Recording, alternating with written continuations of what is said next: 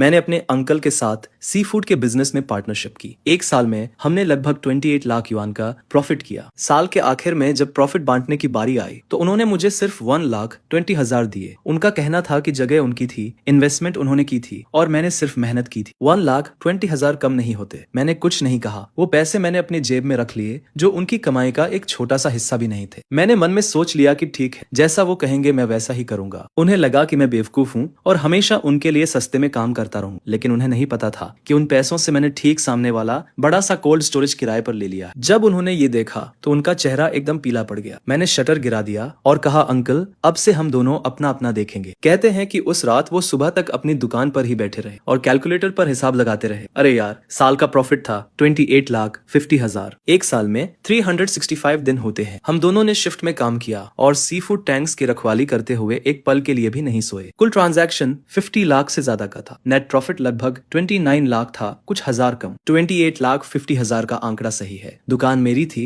Investment मैंने की थी और बड़े होटल्स के साथ रिलेशनशिप भी मैंने ही संभाली थी। उन्होंने सिर्फ मेहनत की थी। उन्होंने मेरी तरफ देखा और फिर बोले, मुझे ऐसे मत देखो। अगर मैं किसी और हेल्पर को रखता तो ज्यादा से ज्यादा 10,000 युआन महीना देता। साथ ही मुझे उसके खाने, रहने और सोशल सिक्योरिटी का भी ध्यान रखना पड़ता। ये 1,20,000 तुम्हारी बचत है, ये कम नहीं है। वेयर एंड टेयर, डिप्रिशिएशन और कलेक्शन मैनेजमेंट को मिलाकर मैंने तो पूरे साल उन पुरानी रेफ्रिजरेशन मशीन्स को रिपेयर करने में ही 30,000 से ज्यादा खर्च कर दिए। वो सही कह रहे थे। दुकान और इन्वेस्टमेंट उनकी थी, लेकिन उन 27,30,000 में से कितने मेरी मेहनत और खून पसीने से कमाए गए थे, उन्होंने कभी ये हिसाब नहीं लगाया। मैंने कहा, ठीक है, जैसा आप कहेंगे मैं वैसा ही करूं। फिर उन्होंने कहा, चलो अब ज्यादा मत सोचो। नए साल के पहले दिन अच्छी क्वालिटी की लॉबस्टर का एक कंसाइनमेंट पोर्ट पर कम प्राइस में आएगा, वहां जल्दी पहुंच जाना। मैं घर नहीं गया। मेरे पास वो 1,20,000 युआन थे। मुझे डर था कि मेरी माँ मुझसे पूछेंगी कि मैंने अपने अंकल के साथ इस साल कितना कमाया और हमने प्रॉफिट कैसे बांटा। मेरे पास कोई जवाब नहीं था। पार्टनरशिप शुरू करते वक्त उन्होंने मुझसे कहा था, अरे हम तो फैमिली है। उसने मुझसे कहा था, हम मुनाफा बराबर बांटेंगे। जहां मैं खाऊंगा तुम भी खाओगे। न्यू ईयर से पहले उसने कहा था कि हम बराबर बांटेंगे। न्यू ईयर के बाद वो कहने लगा कि मेहनत तो सिर्फ मैंने की है। मैंने उस आंकड़े को बहुत देर तक देखा। क्या मेरी सारी मेहनत बस इतनी ही थी?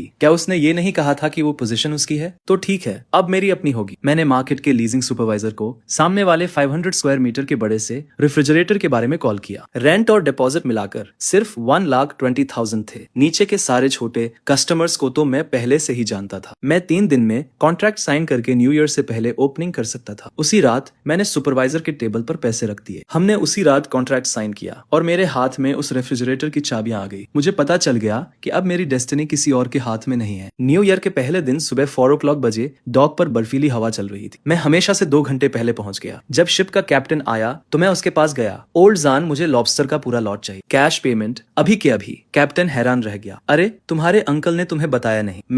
मैंने काश का बंडल निकाला और कहा, अब मैं अपना बिजनेस खुद कर रहा हूँ। मैं 5% ज्यादा प्राइस दूंगा। इंस्पेक्शन और लोडिंग मैं खुद करूंगा। आपको 1 मिनट भी वाइट नहीं करना पड़ेगा। कैप्टन ने मेरी तरफ देखा और कुछ सेकंड्स के लिए साइलेंट हो गया। जब मेरे अंकल डॉक पर पहुंचे तब तक फर्स्ट क्लास लॉबस्टर का पूरा लॉट मेरे रेफ्रिजरेटेड ट्रक में लोड हो चुका था। वो खाली डॉक पर खड़े होकर गुस्से से लाल हो रहे थे। ये सब क्या है? मैंने ट्रक का डोर बंद किया और कहा, अंकल आपने ही तो कहा था जिसकी जितनी एबिलिटी। Happy new year. मैं एक अच्छी स्टार्टिंग करना चाहता था। कार स्टार्ट हुई और रियर व्यू मिरर में मेरे अंकल की इमेज छोटी होती चली गई। मुझे पता था कि अब उनके और मेरे बीच कॉन्फ्लिक्ट पूरी तरह से सील हो चुका था। मैं लॉबस्टर्स को रेफ्रिजरेटर में ले गया और पूरी रात सॉर्टिंग करता रहा। गुड्स की क्वालिटी बहुत एक्सीलेंट थी। सबका वेट 750 ग्राम से ज्यादा था और क्लॉज भरे हुए थे। सॉर्टिंग खत्म करने के बाद मैंने मार्केट के रिटेल कस्टमर्स के ग्रुप में एक मैसेज सेंड किया। आधे घंटे से भी कम टाइम में 10 से ज्यादा लोग रेफ्रिजरेटर के सामने जमा हो गए। ये वो सारे कॉन्टैक्ट्स थे जिन्हें मैंने पूरे ईयर में कल्टीवेट किया था। मैंने जिनकी भी हेल्प की थी, मुझे वो सब परफेक्टली याद है। मैंने जैसे ही माल की जांच की, रिटेलर्स ने अपने ऑर्डर्स दिए। मैं मार्केट प्राइस पर बेच रहा था, बिना किसी एक्स्ट्रा चार्ज या होर्डिंग के। सिर्फ 2 घंटे में लॉबस्टर का पूरा स्टॉक बिक गया। मुझे 43,000 का नेट प्रॉफिट हुआ और मेरी पहली इन्वेस्टमेंट वापस मिल गई। एक्वाटिक कोल्ड स्टोरेज ऑफिशियली शुरू हो गया। सुबह 10 बजे मुझे मेरे अंकल का कॉल आया। मैंने जवाब नहीं दिया। इसके तुरंत बाद पूरे मार्केट में रूमर्स फैलने लगे कि मैंने अपने अंकल से झगड़ा कर लिया है और अपना खुद का स्टॉल खोल लिया है। मेरे अंकल ने धमकी दी कि जो कोई भी मुझसे बिजनेस करने की हिम्मत करेगा वो उनसे माल लेना भूल जाए। अपने अंकल को नाराज करके मैं इस मार्केट में कैसे सर्वाइव कर पाऊंगा। दोपहर से ही रिटेलर्स ने अपने ऑर्डर्स कैंसिल करने के लिए कॉल्स करना शुरू कर दिया। सब अर्जेंट टोन में बात कर रहे थे। कह रहे थे कि उनके घर में कुछ प्रॉब्लम है और वे फिलहाल माल नहीं खरीदेंगे। मैं समझ गया कि क्या हो रहा है। मैंने और कुछ नहीं नहीं कहा और पूरी डिपॉजिट वापस कर दी। दोपहर 3 बजे मेरे अंकल मार्केट के कुछ पुराने स्टॉल ओनर्स के साथ आए और मेरे कोल्ड स्टोरेज का एंट्रेंस ब्लॉक कर दिया। उंगली दिखाते हुए उन्होंने मुझे एहसान फरामोश कहा। उन्होंने कहा कि उन्होंने मुझे गांव से निकाला, मुझे बिजनेस करना सिखाया और मैं उन्हें गलत तरीके से पे कर रहा हूँ। लोग हमें घेरने लगे, सब ड्रामा देखने को बेताब थे। मैंने उनसे 1,20,000 युआन के बारे में बहस नहीं की। मैंने बस उनसे कामली पूछा कि वो क्या चाहते हैं। अंकल कुछ देर के लिए चुप हो गए, लेकिन आखिरकार धमकी दी कि मार्केट के शिप्स के कैप्टन और बड़े कस्टमर्स मुझसे डील करने की हिम्मत नहीं करेंगे। उन्होंने कहा कि मैं बंद होने का इंतजार करूं। वो मुड़े और चले गए। दूसरे ओनर्स भी उनके पीछे चले गए और धीरे धीरे भीड़ छट गई। फुसफुसाहटें जारी रही। मैं कोल्ड स्टोरेज के सामने खड़ा होकर उनकी पीठ को देखता रहा, बिना किसी रिएक्शन के। मैं 1 साल से इस मार्केट में स्ट्रगल कर रहा। कौन सा शिप कब डॉक करता है, किस रिटेलर को किस माल की जरूरत है, मुझे सबसे बेहतर पता है। मेरे अंकल को लगता है कि उन्होंने मेरी लाइफ कंट्रोल कर ली है, लेकिन उन्हें नहीं पता कि ट्रू रिलेशंस मेहनत से कमाए जाते हैं, वो थ्रेट से नहीं टिकते। उस रात मैंने अपना साइन बोर्ड टांग दिया, थोक एजी जलीय उत्पाद। 5 बड़े अक्षर सीधे मेरे अंकल के स्टॉल की ओर देख रहे थे। रात की रोशनी में चमकते हुए मैंने मार्केट के एंट्रेंस पर एक नोटिस भी चिपका दिया, जिसमें एक ऑपरेटर की भर्ती की जा रही थी। मुझे महीने के 12,000 का सैलरी मिलता है, जिसमें खाना, रहना और सोशल सिक्योरिटी भी शामिल है। अगर काम अच्छा रहे तो साल के अंत में बोनस भी है। अगली सुबह शाओलिन नाम का एक लड़का जॉब के लिए अप्लाई करने आता है। वो अपने गांव से पहली बार काम करने निकला था, जिसकी आंखों में वही चाहत दिखती है जो सालों पहले मेरी आंखों में थी। मैंने उसके हाथों को देखा जो वर्क से भरे हुए थे। वो हार्ड वर्क करने वाला इंसान था। मैंने उसे तुरंत हायर कर लिया और कहा कि आज दोपहर से काम शुरू कर दो। शाओलिन के जाने के बाद मैं कोल्ड स्टोरेज में इन्वेंटरी चेक करने लगा। रेफ्रिजरेशन मशीन्स की आवाज आ रही थी। टेम्परेचर 5 डिग्री से नीचे स्टेबल था। मैंने अपने अंकल की दुकान को देखा जो दूसरी तरफ थी। वो जगमगा रही थी, लोग अंदर बाहर आ जा रहे। वो बिजनेस बहुत अच्छा चल रहा था, लेकिन मैं जानता था कि मेरे बिना वो पुरानी रेफ्रिजरेशन मशीन्स ज्यादा दिन नहीं चल पाएंगी। पिछले समर में जब बहुत गर्मी थी तो उन्हें सिर्फ अकाउंट देखना और रिलेशनशिप बनाना आता था। मैंने अपना मोबाइल निकाला और कॉन्टैक्ट लिस्ट खोली। मैंने 1 दर्जन से ज्यादा शिप कैप्टन्स के नंबर सेव किए थे जिनसे मैं इस साल मिला था। मेरे अंकल को लगता है कि लोकल सप्लाई कट करके वो मेरा गला घोंट सकते हैं, लेकिन उन्हें नहीं पता कि ये वर्ल्ड बहुत बड़ा है और यहाँ सिर्फ एक डॉक नहीं है। कोल्ड स्टोरेज से बाहर निकलकर मैंने मेटल शटर गिरा दिया और लॉक लगा दिया। कल सुबह 3 बजे मुझे 200 किलोमीटर दूर नांगन पोर्ट जाना है, जहाँ एक कैप्टन ने मेरे लिए फ्रेश फ्रोजन फिश का एक लॉट रखने का प्रॉमिस किया है। ओपनिंग के तीसरे दिन मेरी मॉम आती है। वो कोल्ड स्टोरेज के सामने एक थर्मोस लेकर खड़ी थी। उनके बाल न्यू ईयर से भी ज्यादा व्हाइट हो गए थे। मैं शाओलिन के साथ सामान काउंट कर रहा और उन्हें देखकर लगभग रजिस्टर बुक गिर ही गया था। मेरी मॉम ने कुछ नहीं कहा, बस थर्मोस को टेबल पर रख दिया। उसमें रिब सूप था जो मुझे सबसे ज्यादा पसंद है। उन्होंने चारों ओर देखा, इस 500 स्क्वायर मीटर के कोल्ड स्टोरेज को देखा और वॉल पर टंगे एजी के साइन को देखा। उनकी आंखें लाल हो गई। तो मैंने शाओलिन को काम करने के लिए कहा और अपनी मॉम के लिए एक चेयर खींच दी। वो चुपचाप बैठी रही। फिर फाइनली मुझसे पूछा कि क्या ये सच है कि मेरा झगड़ा मेरे अंकल से हुआ है। मैंने हाँ में सिर हिलाया। इसके थोड़ी देर बाद मेरी मॉम साइक करते हुए कहती है कि कल अंकल घर आए थे। वो मेरे सामने 2 घंटे तक रोए और कहने लगे कि मैं कितना अनथॉकफुल हूँ। कहानी कुछ ऐसी शुरू होती है कि 1 साल तक मेरे साथ कड़ी मेहनत करने के बाद आखिर में मैंने उससे बिजनेस छीन लिया और उसका सारा माल ब्लॉक कर दिया। वो सबको कह रहा था कि मैं उसे बर्बाद कर रहा हूँ, जिस पर मेरी माँ मुझसे कहती है, तेरे चाचा ने मुझे तुझे समझाने के लिए कहा है कि तू कोल्ड स्टोरेज वापस उसे दे दे और उसके साथ काम करना शुरू कर दे। वो तुझे बोनस भी देगा, साल के 2 लाख देगा। ये सब सुनकर मैं कुछ नहीं कहता, बस दराज से एक फाइल निकालकर अपनी माँ को दे देता हूँ। उस फाइल में पूरे साल के मेरे काम का रिकॉर्ड था। हर खरीदारी का बिल, हर मरम्मत का बिल, हर कॉल रिकॉर्ड और फ्रिज के रख रखाव का रिकॉर्ड भी था। मैंने लाल पेन से कुछ जरूरी बातें मार्क की थी, जैसे पिछले साल जुलाई में यूनिट 3 का कंप्रेसर खराब हो गया था। तब मैं 36 घंटे लगातार उसे ठीक करता रहा और मेरा चाचा एसी वाले कमरे में बैठकर ताश खेल रहा था। फिर सितंबर में एक रेस्टोरेंट पर 1.5 लाख बाकी थे। मैं उन्हें वसूल करने के लिए आधे महीने तक भागता रहा। मेरे चाचा ने कहा कि ये तो मेरा काम है। नवंबर में सुबह 2 बजे माल आया। मैंने अकेले ही 3 टन सी फूड उतारा, जिस वजह से मेरी पीठ में 1 महीने के लिए चोट लग गई और मेरे चाचा अगले दिन सिर्फ हिसाब करने आए। मेरी माँ वो सारे रिसीट देख रही थी और उनके हाथ कांपने लगे। मैंने उनसे कहा कि साल के 365 दिनों में से मेरे चाचा के साथ बारी बारी से काम करने के बाद भी असल में 80% काम तो मैं ही करता था। कुल मिलाकर 50 लाख से ज्यादा का टर्नओवर हुआ और 28.5 लाख का नेट प्रॉफिट हुआ। मेरे चाचा ने मुझे 1.2 लाख दिए और कहा कि मैंने सिर्फ मेहनत की है। मेरी माँ की आंखों में आंसू आ गए। उन्होंने फाइल बंद की, उठी और बिना कुछ कहे मुड़कर चली गई। मुझे पता था कि वो कहाँ जा रही है। शाम को 4 बजे मार्केट में चीख पुकार मच गई। मेरी माँ मेरे चाचा की दुकान के सामने खड़ी होकर चिल्ला रही थी और सबके सामने उससे पूछ रही थी कि उसने 1 साल में वहाँ कितना काम किया है और वो 1.2 लाख कैसे दिए गए। मेरे चाचा के पास कोई जवाब नहीं था। वो शुक्रगुजार होना जानता ही नहीं था। दुकान मेरी थी, कैपिटल मेरा था, वो इतना सब कुछ क्यों चाहता था। मेरी माँ ये सुनकर हंस पड़ी और बोली कि जब उसने ये दुकान खोली थी तो 50,000 का शुरुआती कैपिटल उन्होंने ही दिया था। क्या वो ये कर्ज भूल गया? उसने तेरे साथ 1 साल काम किया और तूने उसे ढंग की सैलरी भी नहीं दी। तुझे जरा भी शर्म नहीं आई उसे साल के आखिर में सिर्फ 1.2 लाख देते हुए? मेरे चाचा का चेहरा गुस्से से लाल हो गया। मैं कुछ कहना चाहता था पर मुझसे एक शब्द भी नहीं निकला, जिस पर मेरी माँ मुड़ी और चली गई। मेरे कोल्ड स्टोरेज के दरवाजे से गुजरते हुए वो रुकी, मेरी तरफ देखा और उसकी आंखों में कोई शिकायत नहीं थी, सिर्फ दर्द और एक्सेप्टेंस था। वो सिर्फ 4 वर्ड्स बोली, इसे ठीक से करना। उस रात मैंने अपनी माँ को देखा कि कैसे वो मछलियों को छांटती है, कैसे सी फूड की फ्रेशनेस को जज करती है। वो बहुत सीरियसली सीख रही थी, नोट्स ले रही थी और सवाल पूछ रही थी। उसे देखकर मुझे 1 साल पहले का मैं याद आ गया। उस वक्त मैं भी ऐसा ही था। मुझे लगता था कि अगर मैं तकलीफ उठाने को तैयार हूँ तो मेरे अंकल मेरे साथ ईमानदारी से पेश आएंगे। अब मुझे समझ में आया है कि इस दुनिया में सिर्फ अपनी पोजीशन ही सबसे रिलायबल होती है। रात के 11 बजे मेरे अंकल की दुकान जो ठीक सामने थी अब भी खुली थी। मैंने ग्लास से देखा कि वो अकेले बैठे हुए हिसाब की किताब देख रहे थे और उनके पास रखा रेफ्रिजरेटर अजीब सी आवाज कर रहा था और स्क्रीन पर टेम्परेचर अनस्टेबल दिख रहा था। मैंने अपनी नजरें हटा ली और वेयरहाउस का डोर बंद कर दिया। कल एक अर्जेंट ऑर्डर है, मैं फेल नहीं हो सकता। दुकान खुलने के 5वें दिन मेरी सप्लाई काट दी गई। सुबह 4 बजे मैं हमेशा की तरह सामान लेने घाट पर गया। ओल्ड जान की नाव पहले ही आ चुकी थी, लेकिन मुझे देखकर उसने सिर हिला दिया। उसने मुझसे कहा, मुझे माफ करना, आज का सारा माल तुम्हारे अंकल ने बुक कर लिया है। प्राइस मार्केट से 20% ज्यादा है। मैं शॉक्ड रह गया। मैं दूसरे कैप्टन्स को ढूंढने के लिए मुड़ा, पर सबको पूछने के बाद जवाब वही था। मेरे अंकल ने मार्केट और दूसरे बड़े दुकानों के साथ मिलकर सारे लोकल सप्लाईज को मार्केट प्राइस से 20% ज्यादा प्राइस पर खरीद लिया था। मैं खाली घाट पर खड़ा रहा, सी फूड की नावों को जाते हुए देख रहा था और मेरे हाथ में सिगरेट जलकर खत्म हो गई। जब मैं वेयरहाउस वापस आया तो शाओलिन मेरा इंतजार कर रही थी। मुझे खाली हाथ देखकर उसके चेहरे पर चिंता दिख रही थी। मैंने उससे ज्यादा कुछ नहीं कहा, बस उसे आराम करने के लिए कहा। मैं ऑफिस में अकेला बैठ गया और अपनी कॉन्टैक्ट लिस्ट देखने लगा। अगर लोकल सप्लाई ब्लॉक हो गई है तो मैं बाहर से लाऊंगा। मुझे याद आया कि 2 महीने पहले जब मैं नए साउथ पियर पर सामान ट्रांसपोर्ट कर रहा था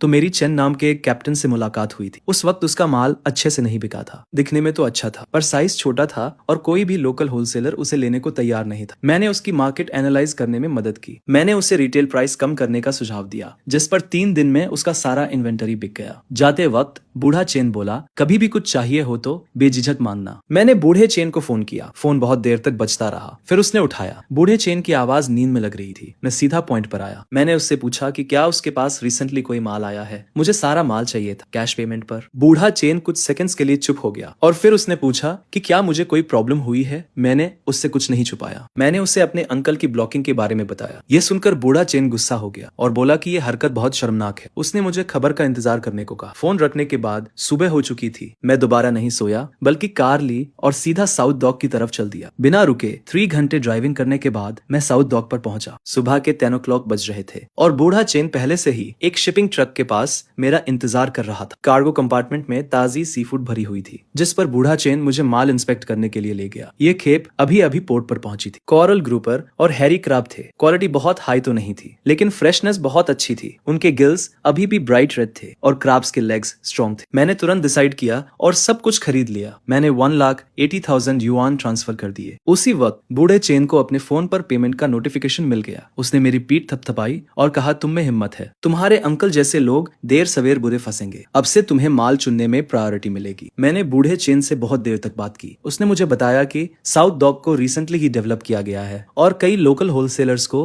अभी तक इस रूट के बारे में पता नहीं। यहाँ सप्लाई स्टेबल है और प्राइसेस नॉर्थ से 10% कम है। इसके अलावा शिप्स के कैप्टन्स ईमानदार और स्ट्रेट फॉरवर्ड लोग हैं। मुझे और भी कॉन्फिडेंस हुआ। मेरे अंकल को लगा कि लोकल डॉकों को कंट्रोल करके वो मुझे घुटने टेकने पर मजबूर कर देंगे, लेकिन उन्हें नहीं पता कि ये समुद्र बहुत बड़ा है। यहाँ 1 से ज्यादा डॉक्स हैं। मैं ट्रक भरकर वापस मार्केट पहुंचा और शाओलिन पहले से ही कोल्ड स्टोरेज के डोर पर मेरा वेट कर रहा था। जैसे ही मैंने ट्रक देखा, मेरी आंखें चमक उठी। हम लोगों ने पूरी रात माल उतारा। फिर हमने कोरल ग्रुपर और हैरी क्रैब के लॉट को छाटा और तौला। हालांकि वो फर्स्ट क्लास नहीं थे, लेकिन उनकी ताजगी बहुत अच्छी थी और मार्केट प्राइस से 5% कम थे। मैंने तुरंत अपने कुछ पुराने कस्टमर्स को कॉल किया। उन्हें माल की जरूरत थी और उन्होंने वहीं पर ऑर्डर्स दे दी। उसी रात 10 बजे तक आधा से ज्यादा माल बिक चुका था, जिससे मुझे 1,50,000 युआन मिले। अगली सुबह मैं फिर से साउथ पियर पर गया। इस बार ओल्ड चेन ने मुझे 2 और कैप्टन से मिलवाया जो ओपन सी में और भी ज्यादा स्टेडी सप्लाई के साथ ऑपरेट करते थे। मैंने उनके साथ कोलैबोरेशन करने का इंटेंशन डिस्कस किया और प्रॉमिस किया कि जब तक क्वालिटी अच्छी रहेगी मैं सब कुछ कैश में पे करूंगा, कोई डिले नहीं होगा। ये सुनकर तीनों कैप्टन ने थोड़ी देर तक आपस में बात की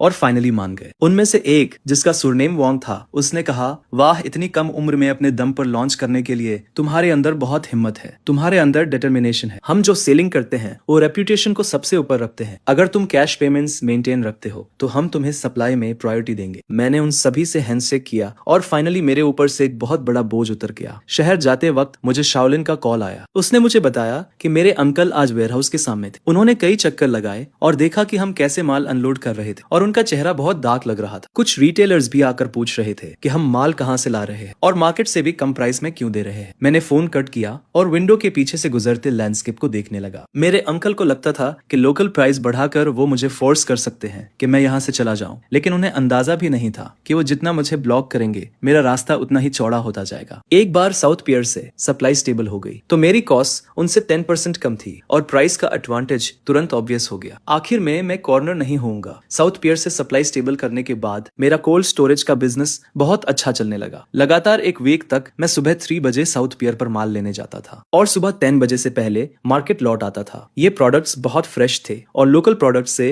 10% सस्ते थे। रिटेलर्स ने एडवांटेज को टेस्ट किया और ऑर्डर्स लगातार बढ़ते गए। 10वें दिन बूढ़ा चेन मुझे फोन करता है और कहता है कि वो मुझसे एक जरूरी बात करना चाहता है, जिस पर मैं उसी शाम उससे मिलने चला जाता हूँ। बूढ़ा चेन मुझे डॉक पर एक खाने की दुकान पर ले जाता है, कई डिशेस ऑर्डर करता है और 2 ग्लास शराब डालता है। वो सीधे मुद्दे पर आता है और कहता है, मुझे तुम एक भरोसेमंद आदमी लगते हो, मैं तुम्हारे साथ एक एक्सक्लूसिव सप्लाई एग्रीमेंट साइन करना चाहता हूँ। मैं चॉपस्टिक्स रखता हूँ और उसकी तरफ देखता हूँ। बूढ़ा चेन बताता है, अभी साउथ डॉक पर 5 शिप्स काम कर रही है, मेरी लाओ हैंग की और ओजाओ की। हमारी 3 शिप्स मिलकर आधा वॉल्यूम कवर करती है। मैंने तुम्हें ऑब्जर्व किया है और देखा है कि तुम हमेशा काश में पेमेंट करते हो, तुम इंस्पेक्शन में प्रोफेशनल हो और कभी शिकायत नहीं करते। हमने आपस में सलाह की है और हम तुम्हें प्रायोरिटी देने को तैयार है, लेकिन एक शर्त है, तुम्हें हर हफ्ते कम से कम 2 लाख युआन की खरीद की गारंटी देनी होगी, साथ ही प्राइस बाकी सबसे 5% कम होगा। मैं कैलकुलेशन करता हूँ, 2 लाख युआन का वॉल्यूम अभी मेरे लिए काफी प्रेशर वाला है, लेकिन अगर मुझे एक्सक्लूसिविटी मिल जाती है तो ये सप्लाई चेन के दिल को कंट्रोल करने जैसा होगा। मेरे चाचा लोकल प्राइसेस बढ़ाकर मुझे ब्लॉक करने की कोशिश कर रहे हैं और मुझे साउथ डॉक पर सबसे कम प्राइस मिल रहा है। इस गेम से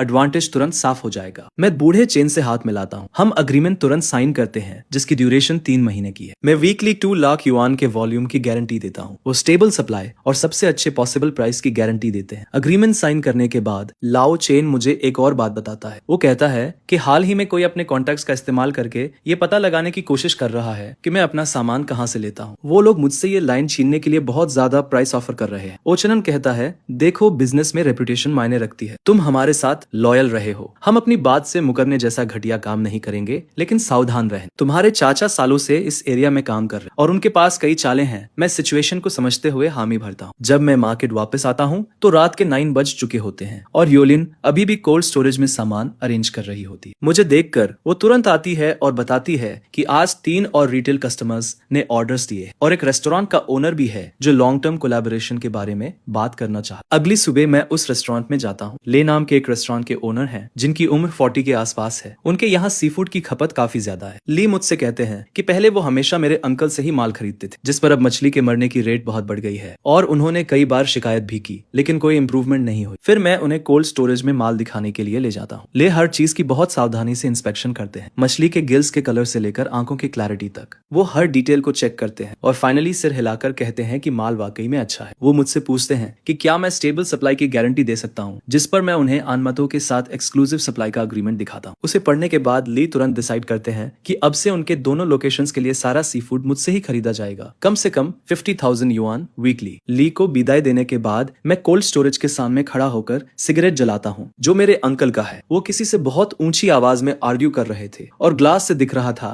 कि कई बॉक्सेस मरी हुई मछलियों के जमीन पर पड़े हैं। टेम्परेचर अनस्टेबल है और ज्यादातर माल खराब हो रहा है। मैं कुछ नहीं कहता, बस सामने देखता रहता हूँ। मुझे वो रेफ्रिजरेशन मशीन्स रटी हुई है। यूनिट नंबर 3 का कंप्रेसर पुराना है, हर 4 घंटे में टेम्परेचर चेक करना पड़ता है और यूनिट नंबर 2 के कंडेंसर में क्रैक है। जैसे ही समर में लोड बढ़ता है वो गैस लीक करना शुरू कर देता है। मुझे ये सारी डिफेक्ट्स पता है, इसलिए पिछले साल मैं मरी हुई मछली की रेट 3% से कम रखने में सक्सेसफुल रहा। लेकिन मेरे अंकल को ये सब समझ नहीं आता। उन्हें बस अकाउंट का हिसाब और अपनी इन्फ्लुएंस की बातें करना आता है। उन्हें इन मशीन्स की क्वर्क्स का कोई आइडिया नहीं है। मेरे बिना उनकी कंपनी एक ऐसी मशीन की तरह है जिसमें पार्ट्स मिसिंग है। देखने में लगता है कि वो अभी भी काम कर रही है, लेकिन असल में वो कोलैप्स होना शुरू हो गई। उसी रात मेरे वेयरहाउस का डेली कैश फ्लो पहली बार 1 लाख से ज्यादा हो जाता है। शाओलिन एक्साइटमेंट से अकाउंट बुक दिखाता है और कहता है, बॉस इस महीने तो हम जरूर प्रॉफिट कमाएंगे। मैं बुक में नंबर्स देखता हूँ, लेकिन मैं बहुत काम फील करता हूँ। मेरे अंकल के लिए 1 लाख का फ्लो कुछ भी नहीं है। अपने प्राइम टाइम में वो एक दिन में 3 लाख तक कमाते थे। नानमतो से सप्लाई अब स्टेबल हो चुकी है और बड़े क्लाइंट्स भी जुड़ने लगे हैं। अब टाइम है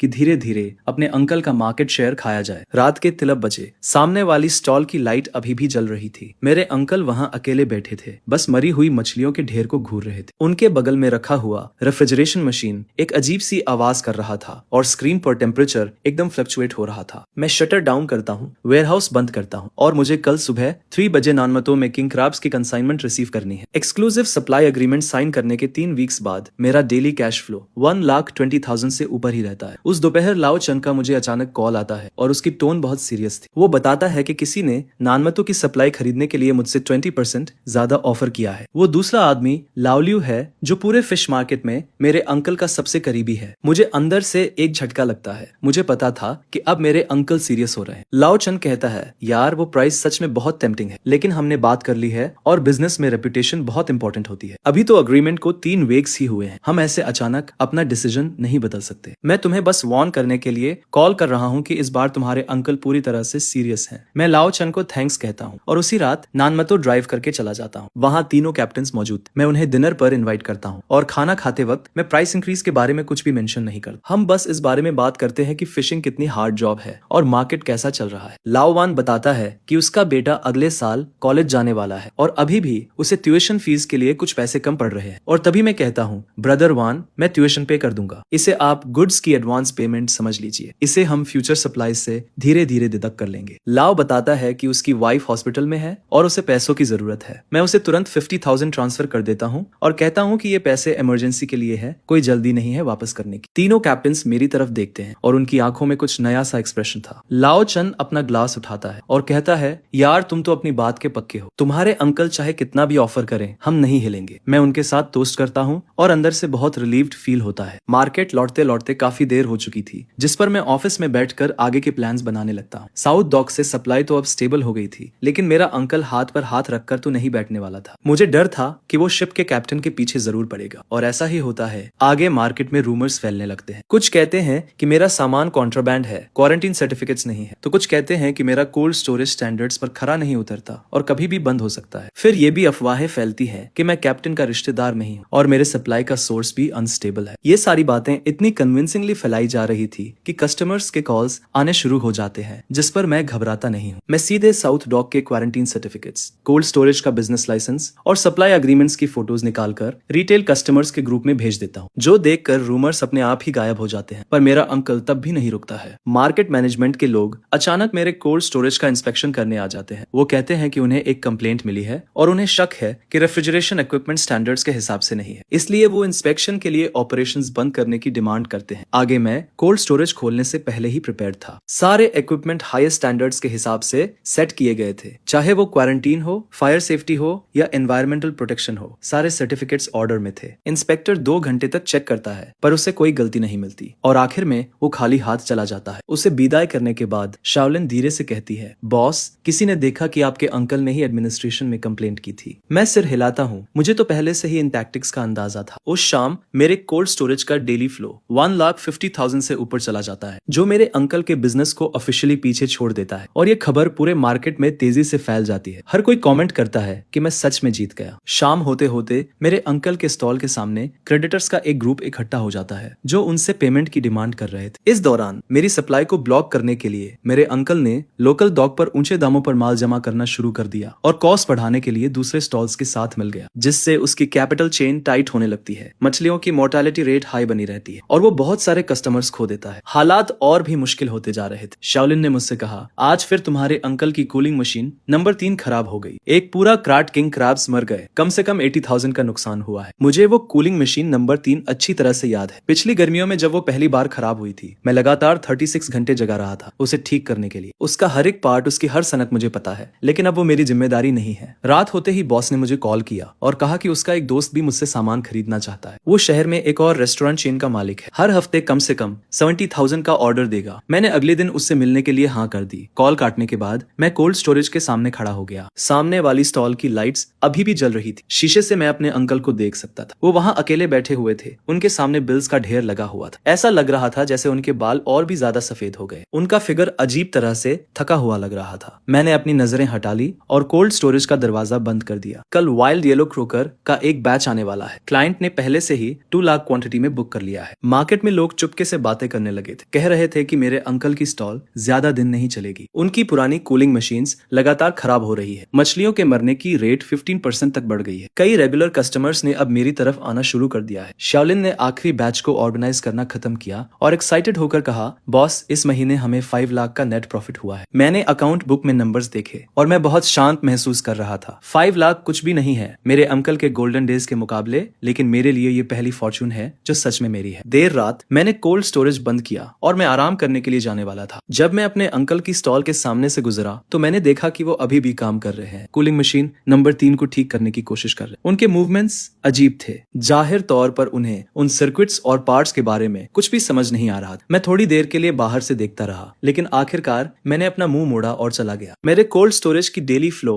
जब 1,50,000 पर स्टेबल हो गई तो मेरे अंकल ने प्राइस वॉर शुरू कर दी। अगली सुबह मार्केट में अचानक ये खबर फैल गई, मेरे अंकल की स्टॉल पर सारे सी फूड्स 20% डिस्काउंट पर मिल रहे हैं। एक लॉस पर लिक्विडेशन। कई रिटेलर्स को जैसे ही पता चलता है वो तुरंत अपनी पोजीशन पर भाग जाते हैं। तभी शाओलिन मुझसे आकर पूछता है, बॉस क्या हमें भी कीमतें कम कर देनी चाहिए? जिस पर मैं उसे मना कर देता हूँ। असल में मैं जानता हूँ कि मेरे चाचा क्या कर रहे हैं। वो मुझे प्राइस वॉर में फंसा कर बर्बाद करना चाहते हैं, जिससे मैं कीमतें कम करने पर मजबूर हो जाऊं और या तो मेरा नुकसान हो या फिर मेरे कस्टमर्स चले जाएं। पर वो एक बात भूल गए, मेरा कॉस्ट उनसे 10% कम है और मेरी सप्लाई भी ज्यादा स्टेबल है। और सबसे बड़ी बात, मुझे उनसे कीमतों में कम्पीट करने की कोई जरूरत नहीं है। मैं शाओलिन को कुछ थर्मल बॉक्सेस और रेफ्रिजरेटेड डिलीवरी व्हीकल्स खरीदने के लिए कहता हूँ। मैं अपनी सर्विस को बेहतर बनाने वाला हूँ। अब मैं हाई एंड रूट पर जाऊंगा जिसमें 0 मोर्टेलिटी और ऑन टाइम डिलीवरी होगी। शाओलिन को ये बात समझ नहीं आती। वो कहता है कि आजकल तो सब कीमतों के लिए कम्पीट कर रहे हैं, ऐसे में ये सब करना कितना सही है। जिस पर मैं कहता हूँ कि प्राइस वॉर के आखिर में यही मायने रखता है कि कौन ज्यादा देर तक टिकता है। उनके साथ खुद को थकाने से बेहतर है कि मैं कोई और रास्ता अपनाऊं। अगले 3 दिनों तक मैं कीमतें कम नहीं करता, बल्कि अपनी पूरी एनर्जी सर्विस पर लगा देता हूँ। वेयरहाउस से निकलने वाले हर लॉट को मैं खुद चेक करता हूँ ताकि एक भी मरी हुई मछली ना हो। और डिलीवरी टाइम भी एकदम प्रिसाइज है। कस्टमर को जब सामान चाहिए उसे आधे घंटे के अंदर मिल जाना चाहिए। शुरू में कुछ रिटेलर्स मेरे चाचा की कम कीमतों से अट्रैक्ट जरूर होते हैं, लेकिन बहुत जल्द ही दिक्कतें शुरू हो जाती है। कीमतें कम रखने के लिए मेरे चाचा छोटे डॉग्स से घटिया सामान खरीदने लगते हैं और उनके रेफ्रिजरेटर्स भी ठीक नहीं है, जिसकी वजह से मछलियों की मोर्टेलिटी रेट बहुत ज्यादा बढ़ जाती है। कई रिटेलर्स को जब सामान मिलता है तो उन्हें पता चलता है कि देखने में तो उन्होंने 20% बचा लिए, लेकिन एक्चुअल कॉस्ट कैलकुलेट करने पर उनका नुकसान हो रहा है। 5वें दिन कुछ रिटेलर्स मेरे पास वापस आने लगते हैं। वो कहते हैं कि उन्हें थोड़ा ज्यादा पे करने से कोई दिक्कत नहीं, लेकिन क्वालिटी सबसे ज्यादा जरूरी है। मैं ज्यादा कुछ नहीं कहता, बस सप्लाई और सर्विस देने में लगा रहता हूँ। तभी मिस्टर ली का कॉल आता है और वो बताते हैं कि उनके दोस्त ने इवेल्युएट करके फैसला किया है कि वो अपने सारे सी फूड ऑर्डर्स मुझे ही देंगे। ये शहर के सबसे बड़े चेन होटल्स में से एक है, जिसका वॉल्यूम कम से कम 1 लाख हर हफ्ते का है। उस आदमी ने मुझसे कहा, अरे मेरा दोस्त भी तुम्हारे चाचा के पास गया था, लेकिन उसका माल ठीक नहीं था और उसमें बहुत मरी हुई मछलियां थी। हालांकि तुम्हारे दाम थोड़े ज्यादा है, पर तुम्हारी मछलियां मरी हुई नहीं होती और तुम समय पर डिलीवरी करते हो, जो होटल्स के लिए सबसे जरूरी है। फिर वो आगे बताता है, मैं मिस्टर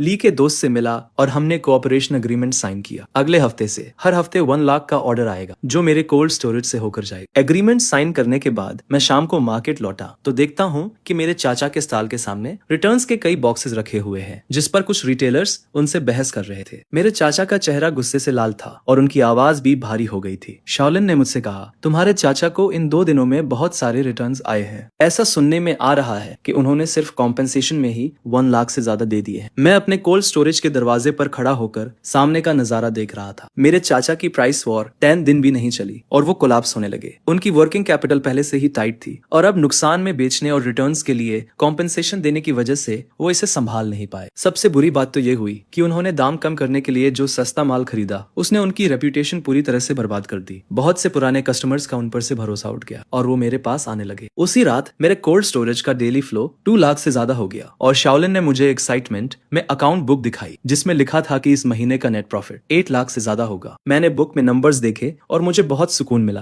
प्राइस वॉर कभी भी वो नहीं जीतता जो सबसे कम दाम रखता है, बल्कि वो जीतता है जो आखिर तक टिका रहता है। मेरे चाचा को लगा कि कम दाम से वो मुझे बर्बाद कर देंगे, लेकिन उन्हें नहीं पता था कि असली किला तो क्वालिटी और सर्विस होती। रात को बहुत देर तक सामने वाले स्टॉल की लाइट जलती रही। मेरे चाचा वहां अकेले बैठे हुए थे और उनके सामने बिल्स और रिटर्न नोट्स का ढेर लगा हुआ था। उनका फोन लगातार बज रहा था। जरूर क्रेडिटर्स होंगे जो अपना पैसा मांग रहे होंगे। मैंने अपने कोल्ड स्टोरेज का दरवाजा बंद किया और आराम करने की तैयारी करने लगा। कल ऑस्ट्रेलियन लॉबस्टर्स का एक और बैच आने वाला है। मिस्टर ली के दोस्त के होटल का पहला ऑर्डर है और मैं कोई गलती नहीं कर सकता। मार्केट से बाहर निकलते वक्त मैंने एक बार पीछे मुड़कर देखा। रात के अंधेरे में मेरे चाचा की दुकान एकदम सुनसान लग रही थी और वो साइन जो 10 सालों से वहां लटका हुआ था हवा में झूल रहा था और एक अजीब सी आवाज कर रहा। मार्केट में लोग दबी आवाज में बातें करने लगे थे कि इस बार मेरे चाचा ने कुछ ज्यादा ही कर दिया है। प्राइस वॉर में उन्होंने ए को नहीं बल्कि खुद को ही बर्बाद कर लिया है। कुछ लोग तो ये भी कह रहे थे कि अगर ऐसा ही चलता रहा तो मेरे चाचा की दुकान इस महीने भी नहीं टिक पाएगी। मैं इन बातों में बिल्कुल शामिल नहीं हुआ, बस चुपचाप अपना काम करता रहा। अगली सुबह ऑस्ट्रेलियन लॉबस्टर का वो शिपमेंट समय पर आ गया। मैंने खुद माल चेक किया, उसे छाटा और फिर डिस्ट्रीब्यूट किया। एकदम परफेक्ट सर्विस थी। मिस्टर ली के दोस्त को जब माल मिला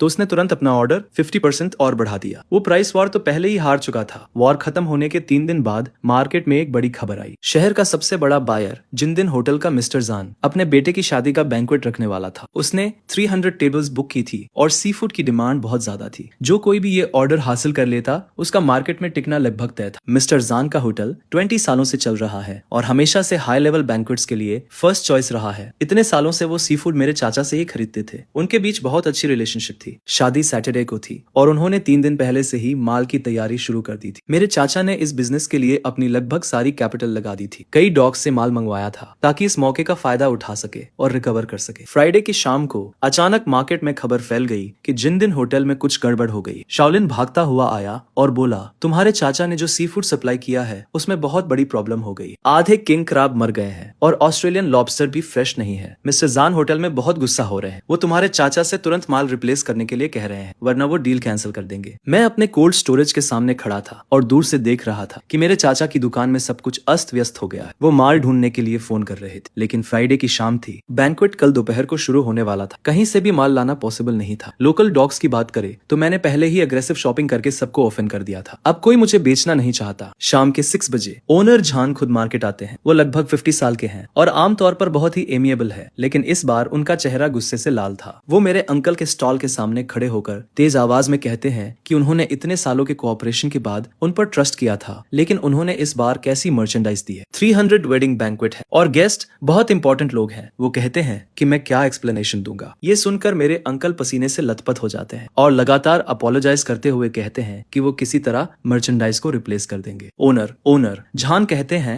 कि अगर रात 10 बजे से पहले उन्होंने अच्छी क्वालिटी के प्रोडक्ट्स नहीं दिए तो उनके बीच कोई और बिजनेस नहीं होगा। ओनर जान मुड़कर जाने लगते हैं और तभी वो मुझे मेरे रेफ्रिजरेटेड रूम के सामने खड़ा हुआ देखते हैं। वो हैरान हो जाते हैं, मेरे पास आते हैं और पूछते हैं कि क्या मैं यहाँ हूँ। मैं हाँ में सिर हिलाता हूँ और ओनर जान सीधे पूछते हैं, क्या तुम्हारे पास अभी मर्चेंडाइज है? मुझे 50 किंग क्रैब, 80 ऑस्ट्रेलियन लॉबस्टर और 100 किलोग्राम कोरल ग्रुपर चाहिए। सब कुछ जिंदा और परफेक्ट कंडीशन में होना चाहिए। क्या तुम इसे रात 10 बजे से पहले रेस्टोरेंट में डिलीवर कर सकते हो? मैं जल्दी से कैलकुलेट करता हूँ। मेरे वेयरहाउस में इन्वेंटरी काफी नहीं है, लेकिन साउथ डॉक पर बूढ़े चेन को आज ही एक बैच मिला है। मुझे क्वालिटी अच्छी तरह से पता है। साउथ डॉक से शहर और फिर जिंदन रेस्टोरेंट तक मर्चेंडाइज ले जाना समय के हिसाब से बहुत टाइट है, लेकिन इम्पॉसिबल नहीं है। मैं कहता हूँ कि मैं कर सकता हूँ, लेकिन मुझे पहले क्वालिटी इंस्पेक्ट करनी होगी ताकि कोई प्रॉब्लम ना हो। ओनर जान कुछ सेकंड के लिए चुपचाप मुझे देखते हैं और फाइनली हाँ में सिर हिलाते हैं। वो कहते हैं कि ये उनके बेटे की शादी है और वो कोई मिस्टेक नहीं देखना चाहते। मैं तुरंत बूढ़े चेन को कॉल करता हूँ और उनसे कहता हूँ कि वो आज पोर्ट पर आए, बैच को रिजर्व कर ले, और फिर शियाओलिन को कॉल करता हूँ। हम रेफ्रिजरेटेड ट्रक लोड करते हैं और सीधे साउथ डॉक के लिए निकल जाते हैं। वहां पहुंचते ही शाम के 7:30 बज चुके थे। बूढ़े चेन ने सब कुछ रेडी कर रखा था। मैं एक एक करके सब कुछ चेक करता हूँ, ये एंश्योर करते हुए कि सब कुछ वाइटलिटी से भरा हुआ है। वेरीफाई करने के बाद हम तुरंत लोड करते हैं और वापस लौट जाते हैं। हम रात 9 बजे मार्केट पहुंचते हैं। शियाओलिन और मैं पूरी रात बिना किसी डिटेल को नेग्लेक्ट किए सब कुछ सॉर्ट करते हैं। रात 9:40 पर मर्चेंडाइज लोड हो जाती है और हम जिंदन रेस्टोरेंट के लिए रवाना हो जाते हैं। मैं रेस्टोरेंट पहुंचता हूं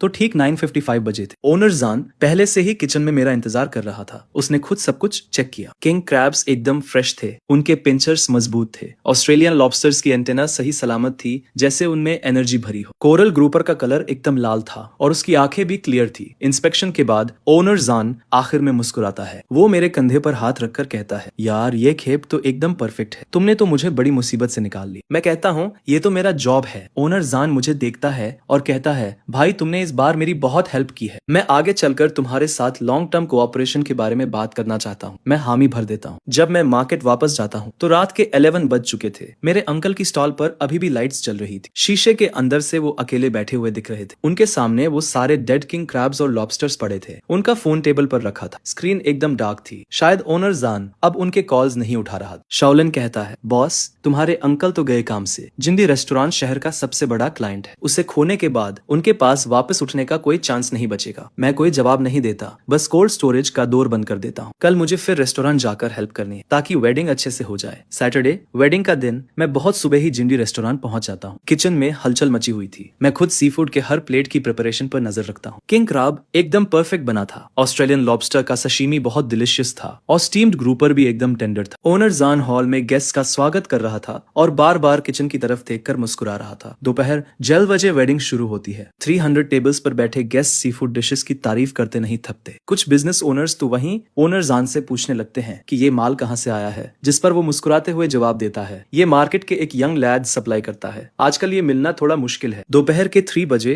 ओनर जान मुझे अपने ऑफिस में बुलाता है और वेटर को हम दोनों के लिए टी लाने को कहता है। वो बैठता है, सिगरेट जलाता है और कहता है, यार इस बार सब तुम्हारी वजह से हुआ। अगर ऐसा नहीं होता तो मेरी सारी रेप्यूटेशन मिट्टी में मिल जाती। ओनर जांग ने हाथ हिलाकर कहा कि मेरे अंकल के साथ इतने सालों तक काम करना शुरू में तो ठीक था, पर पिछले 2 सालों में हालत और भी खराब हो गई है। उसे सिर्फ प्रॉफिट की पड़ी रहती है। वो अरोगंत है और जब कोई प्रॉब्लम होती है तो अपनी गलती कभी नहीं मानता, हमेशा एक्सक्यूजेस देता रहता है। वेडिंग में जो हुआ उससे तो सब क्लियर हो गया। ओनर जांग ने आगे कहा, मैंने एक डिसीजन लिया है। अब से रेस्टोरेंट के लिए सारे सी फूड्स तुमसे ही आएंगे। मेरे 2 लोकेशंस है और हर हफ्ते कम से कम 2 लाख का वॉल्यूम रहता है। क्या तुम सप्लाई गारंटी कर सकते हो? मैंने कहा, मैं गारंटी दे सकता हूँ। साउथ डॉक पर सोर्स स्टेबल है और क्वालिटी भी एश्योर्ड है। इसके अलावा मेरे पास प्रोफेशनल कोल्ड चेन डिस्ट्रीब्यूशन भी है। ये रहा कोलैबोरेशन का कॉन्ट्रैक्ट। ये अगले महीने से लागू हो जाएगा। इस ऑर्डर के क्लोज होते ही मेरे कोल्ड स्टोरेज का डेली कैश फ्लो 3 लाख से ऊपर स्टेबलाइज हो पाएगा। मैं अपने अंकल के हाईएस्ट लेवल को पूरी तरह से सरपास कर दूंगा। मैं किस तरह का मार्केट ओपन कर रहा हूँ। रास्ते में मुझे